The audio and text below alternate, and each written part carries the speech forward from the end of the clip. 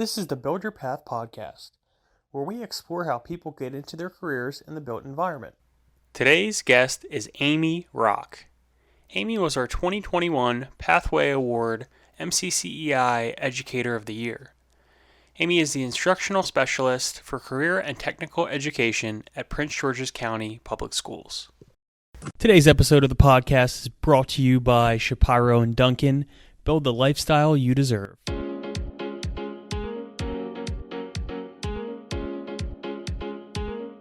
Welcome on into the Build Your Path podcast.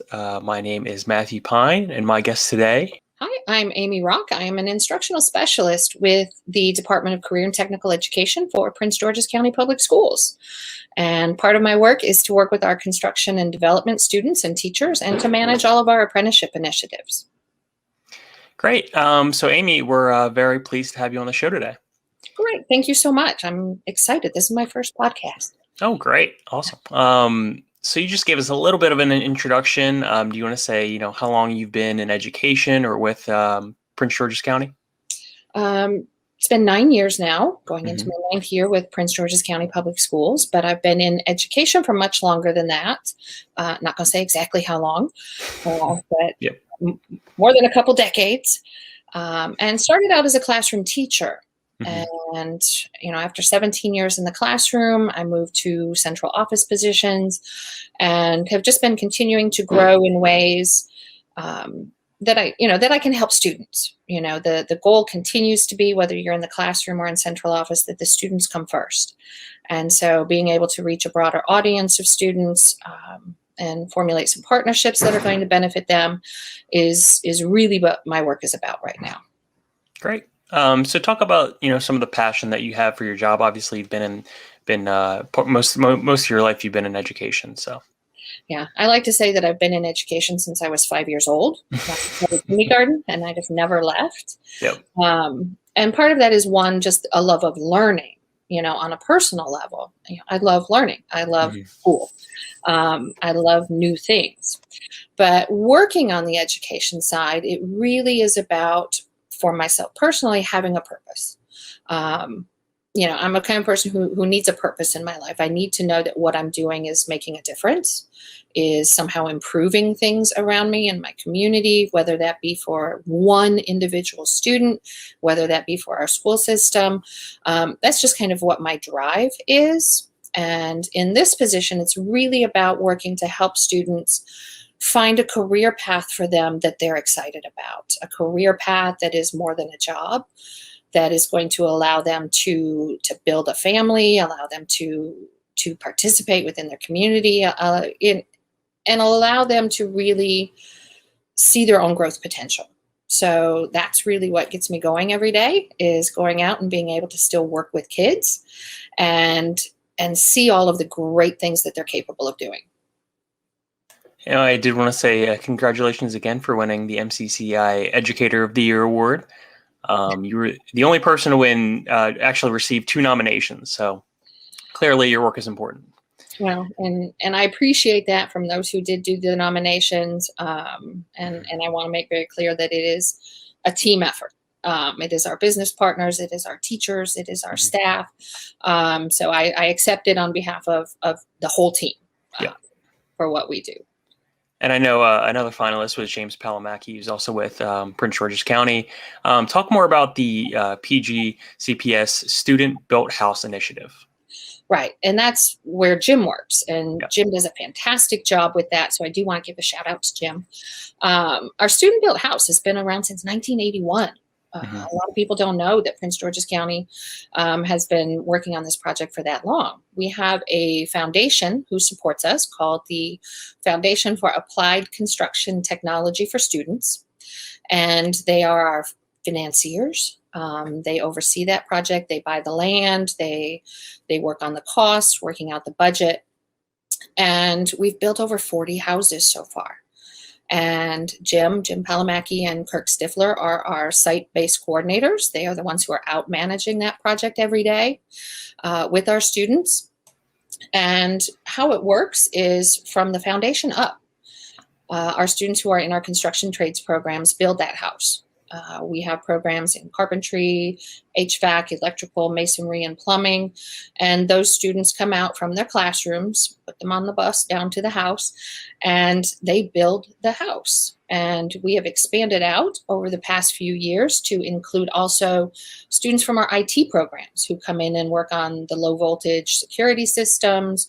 We have our construction design management students who come out and are able to kind of experience the build live, instead of seeing the drawing, so that they can kind of see the difference between what you put into the computer program and what actually comes out. And they've designed some different pieces as far as balconies and decks and things for us. And then our interior design students actually come in and help stage. So we bring in as many different groups as we can to the process, and then we put it on the market. And our current house this year is now under contract for $500,000. Wow. Yeah. That's impressive. Yeah. I mean, that's really cool to see, like, bring in the different factions, because there's so many different occupations that go into building a house and construction and all of that. So, I mean, that's really important to show. Talk a little bit about the Apprenticeship Maryland program that you guys have partnered with, instituted. Yeah, I'm going to actually back up a little bit on that, because our first apprenticeship program, we started in the district to grow our own. We had set up a registered apprenticeship with our building services department for our construction trade students, because we were having difficulty staffing those positions. And so we figured, let's take our students, put them into an apprenticeship, and then be able to grow our own employees who will stay with us in those positions. So those students come to us in 11th grade, as part of our construction programs, go through an interview process and an application process, and then begin working with us the summer of their junior year. And once they graduate and they have their certifications in level 1 and level 2 in their trade, they can be hired full-time, and then we continue their apprenticeship. And so they continue their apprenticeship with Prince George's County Public Schools, with our building services department. We continue to pay for their education until they get their journeyman's license. And so that's where it kind of started for us, was with that registered apprenticeship that was our own. And when we were presented with the Apprenticeship Maryland program, it works in a similar way, in that employers outside of Prince George's County Public Schools come in and choose our students to be youth apprentices, meaning they have 150 hours of related instruction while they're still in high school, and 450 hours of on-the-job training. So the employer, the students get credit, they get high school credit for this, but they also get that earn and learn option with the employer to actually really test out the trade, test out the field in the career. And we came to that for the same reason that we did our registered apprenticeship, in that when you look at in the trades they're comfortable with apprenticeship. They know what it is. We've been using it for hundreds of years as the model for apprenticeship. But we know that the attrition rates in traditional apprenticeships are high. We know that today the average age of a first-year apprentice is getting closer to 26 or 27 years old. Wow. And so you're missing about 10 years of worker productivity. You're relying on that model. And so part of Apprenticeship Maryland is to recruit younger, to work with these employers and let them see the benefits of let's put them in this program while they're still in school. Let's let them try it out. Let's let you try them out. And hopefully we will then be able to recruit in students who really are passionate about it, who've tried it, they like it, they want to continue. And so when they move into that traditional apprenticeship after they graduate, they're more likely to stay. And so we see this kind of as a win-win on both sides. You can tap into that recruitment at a much younger age. And our students then also get that experience. So if they want to stay in the trade, they've already got a path. And if they decide they don't, then neither side has done that investment into that traditional apprenticeship or funding into college or things that they then have to back out of. So that's kind of the premise of what we do. And actually, that's great. One of your nominations came from somebody over at MCA of Metro Washington. Talk about that partnership and what it entails. They have been fantastic. Everybody you talk to, you will know that this past year has been a remarkable challenge with the whole virtual school. And so the Mechanical Contractors Association, Tom Bello, Hannah Inman, their whole team, and including the contractors and the unions that they represent, stepped up beyond any expectation we had. They came through in unimaginable ways. In that, on the youth apprenticeship side, it really was how do we move these kids into these positions? Whether while they're in high school or when they graduate. MCA is assisted with both. In fact, our first student signed for youth apprenticeship is with an MCA associated contractor. And so we're super excited about that. And they've also hired our students when they graduate. But where they really, really came through for us this year was with the virtual experience. Obviously, our students can't do anything hands-on. They're not in their classrooms. They can't actually, get the nail guns. They can't do the soldering. They can't do those things. And we had multiple contractors with MCA who came through and did live demos with our kids. They did shoots from rooftops. They did shoot from training facilities. They walked them through processes. They did full presentations. And so they really stepped up and were able to help those students, even if the students couldn't do it themselves, actually see what it looked like in the real world. And so that was a great benefit to us. Yeah, and you kind of just lead me into my next question here is, with it being so challenging this past school year, other than, relying on your partners, what else did you do to navigate the virtual experience? A lot of it really was like learn real fast.